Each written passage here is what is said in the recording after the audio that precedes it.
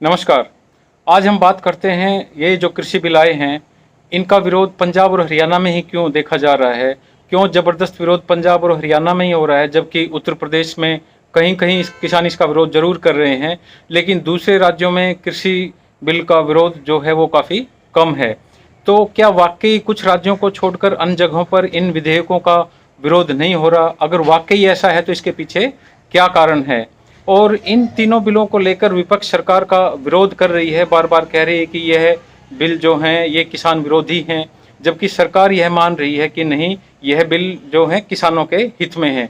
तो यदि हम यह जानने की बात करें आखिर क्या कारण है कि पंजाब और हरियाणा का किसान ही इसका विरोध कर रहा है और दूसरे राज्यों में विरोध काफ़ी कम है या न के बराबर है।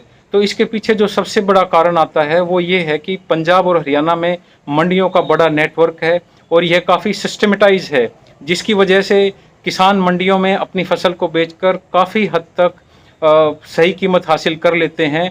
लेकिन ये बिल मंडियों की अहमियत को कम कर देगा, किसानों को यह आशंका है।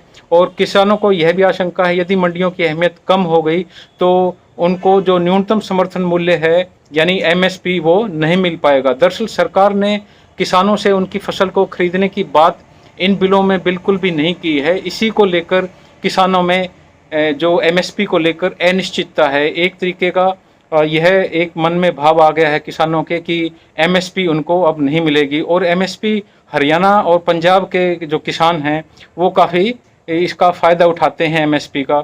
सरकार जो अनाज की खरीद करती है उसका सबसे अधिक हिस्सा यानी लगभग 90% तक पंजाब और हरियाणा से होता है, जबकि देश के आधे से अधिक किसानों को तो यह अंदाज़ा भी नहीं है कि एमएसपी क्या होती है। तो ये समझने की ज़रूरत है कि जिस पर सीधा असर होगा वो सबसे पहले विरोध करेगा। और एक अनुमान के अनुसार देश में केवल 6% किसानों को ही एमएसपी मिलता है, जबकि जो 94% किसान है वो पहले से ही एमएसपी नहीं ले रहे हैं, उनको नहीं मिल पा रहा है, वो बाज़ार पर निर्भर है। तो ऐसे में समझने की बात यह है कि पंजाब और हरियाणा का विरोध इसीलिए है कि यहाँ के किसान इसीलिए विरोध कर रहे हैं कि यह सीधे उनसे संबंधित है। यह हम जानते हैं कि भारतीय कृषि जो क्षेत्र है वो लगातार संकट से जूझता रहा है, लेकिन कुछ ही किसान ऐसे हैं जो इस संकट से बचे हुए हैं। जिनकी 6% किसानों की बात हम कर रहे हैं, उन किसानों की जो एमएसपी के दायरे में आते हैं, जो एमएसपी को हासिल कर पाते हैं, वो संकट से कुछ हद तक बचे हुए हैं। क्यों? क्योंकि उनकी आय एमएसपी के मिलने से काफ़ी हद तक निश्चित हो जाती है। किसानों से सरकार जो अनाज सबसे अधिक खरीदती है उनमें गेहूं और चावल शामिल है। और अगर अनाज की खरीद के आंकड़ों को देखा जाए तो उससे स्पष्ट हो जाता है कि कुल उत्पादन और खरीद के मामले में पंजाब और हरियाणा की स्थिति दूसरे राज्यों से काफ़ी बेहतर है। यदि हम यहाँ बात करें खाद्य और सार्वजनिक वितरण विभाग की रिपोर्ट की, तो बीते कुछ सालों में पंजाब और हरियाणा में हुए कुल धान उत्पादन का 80% सरकार ने खरीदा, जबकि गेहूं के मामले में इन दोनों राज्यों से कुल उत्पादन का 70% तक सरकार ने खरीदा। लेकिन दूसरे राज्यों की स्थिति ऐसी बिल्कुल भी नहीं है। दूसरे राज्यों में कुल उत्पादन का छोटा हिस्सा सरकार खरीदती है और किसान वहां पहले से ही बाजार पर निर्भर रहे हैं।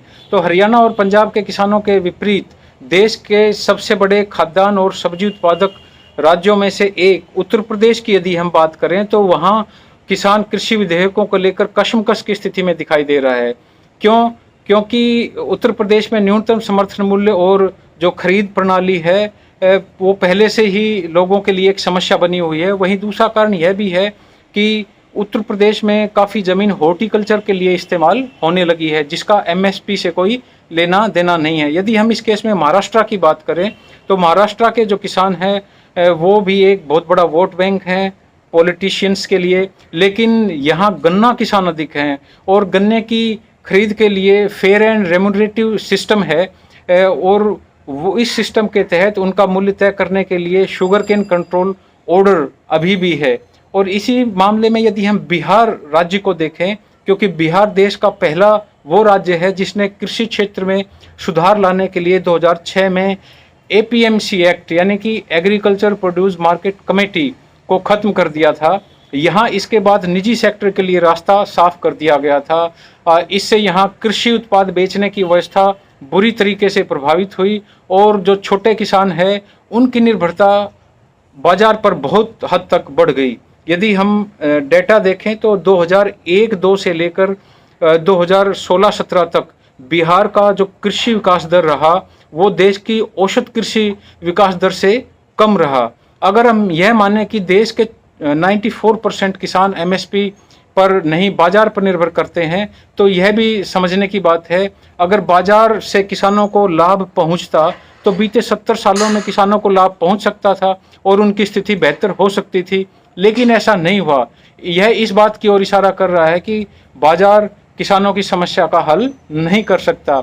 ऐसे में जहां किसानों पर इस बिल का सीधा असर पड़ रहा है वहां किसान सड़क पर आ रहे हैं, लेकिन जहां ये सीधे तौर पर किसानों को प्रभावित नहीं कर रहे हैं वहां विरोध उतना व्यापक नहीं दिखाई दे रहा है। लेकिन यहाँ जो निष्कर्ष रूप में हम एक बात कह सकते हैं वो ये कि पंजाब और हरियाणा के किसान जो भी एमएसपी के कारण बेहतर स्थिति में हैं, ये तीनों बिल इन राज्यों के किसानों को बिहार के किसानों के स्तर पर ले आएंगे जो लगातार बाजार की चुनौतियों का सामना कर रहे हैं।